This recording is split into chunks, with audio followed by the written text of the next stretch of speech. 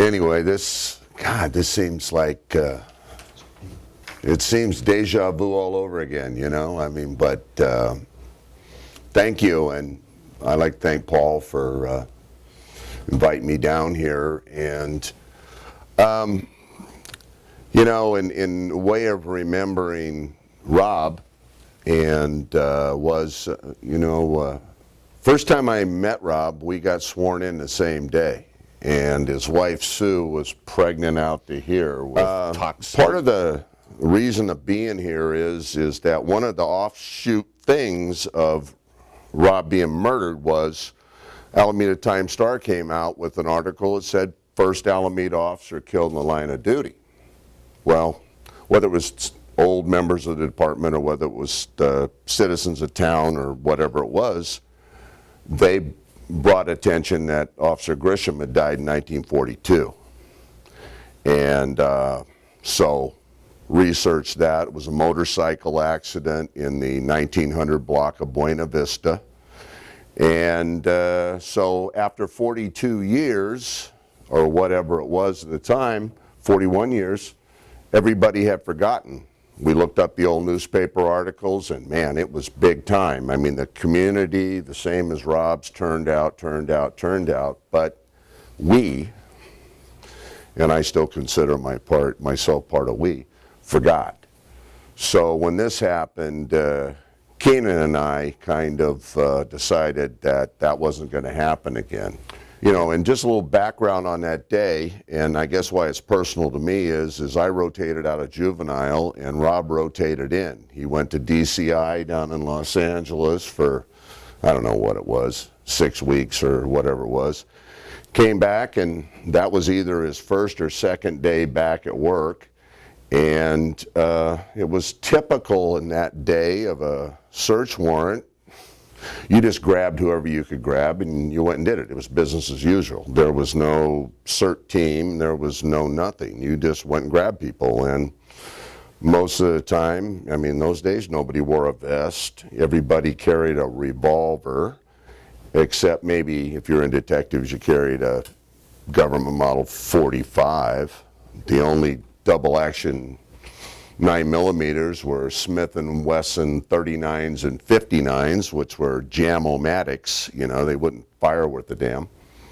And so Keenan grabbed Rob at the end and said, hey, we need another guy. And he went, man, I'm just back in DCI. I want to get home and see my family, you know, spend some time. And he goes, oh, come on, be in and out. We'll put you at the back. We'll be in. It's the Wizard's house down here. We've been there a half a dozen times. No big deal.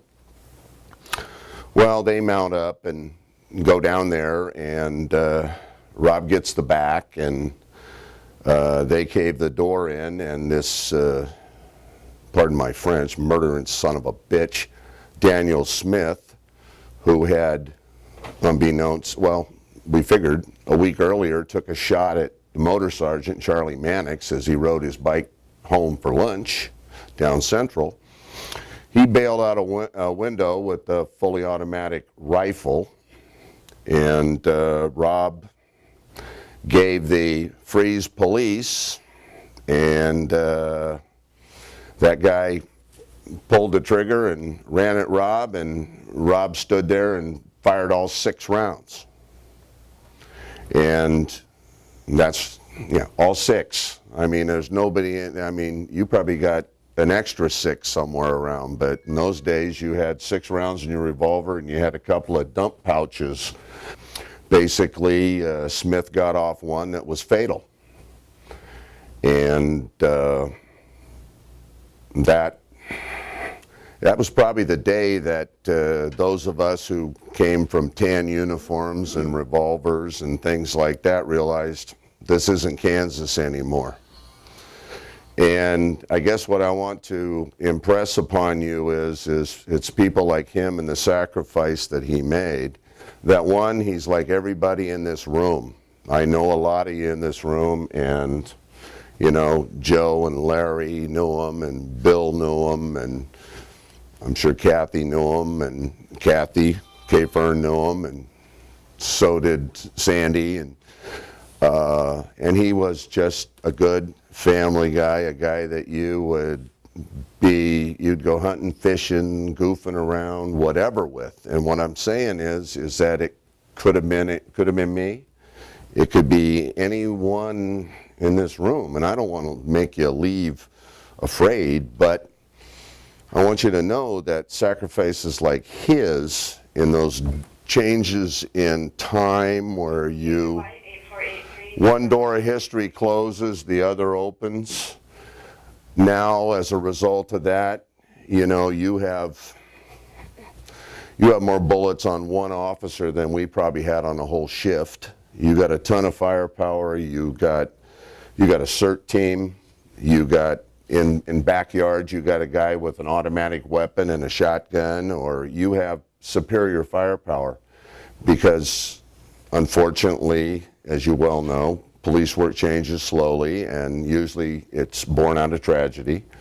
Rob's, sacrifice and everything, and I honestly believe that, knowing him, and it was just really I think if he knew it all, he wouldn't have opted to change places with anybody, He just wouldn't have. He was just that kind of man. So I just hope that, all of you go through your day today safely, and maybe take a drive down that street or go out to the plaza and remember that he was a good guy, a human being who was murdered, and he left a wife and 4 kids.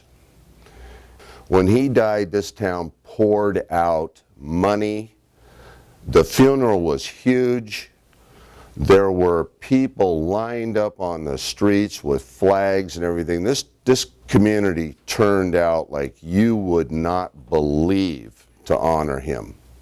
So anyway, it was just a pleasure being here today, and I certainly, here to keep the memory alive, and I hope that someone in here, 20 years from now when I'm gone, can come to a lineup like this when you're retired and say, hey, I had to sit and listen to this old fart, now you're going to sit and listen to me, and you can tell the story. Because I think, history unchecked and unlearned is going to repeat itself, and we don't want that, especially not here. And I can say the 30 years I spent here, nobody had more fun than I did. Nobody had a better class of people working around me and for me. And I just think that this is, for my 2 cents worth, I think you are absolutely blessed with the administration you have right now. I really do. I've known them all and since they started. And I think one thing that you have here is you have an open door. I think you have people who up on top will listen, and I think they'll make good decisions for you. And my phone number's in the file. You have any problem with these guys, give me a call. I'll ring their bell for them. No problem at all. So I enjoyed it, and I just want to say thank you to those guys, everybody who's here, for your kind attention. And I want to thank Dennis, my protege. And, all right, good luck. Have some good words, Paulie.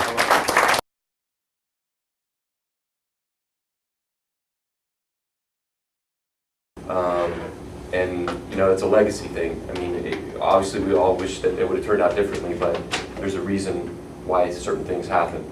I think it's great that Randy takes the time to come down here, like he and Randy Keenan both have made it the sort of their mission to make sure that nobody forgets Rob, because I think we can all walk by this 100 times and maybe not think about it like we should. And it's a day like this, and when you hear somebody that knew Rob, that went to the academy with him, that worked with him, that was here that day, like Randy said, it brings it home, because it could have been a lineup now. So if you could, you know, like Randy said, take some time if you get a chance to go down to the plaza there at Marina Village or drive down Robert Davey Jr. and just think about that. We've all trained for our worst day, and he lived it. Billy was here that day. They lived it. So just to remember Rob and go by and say a prayer, and don't ever forget that day. We'll be doing this again every year. All right, thanks.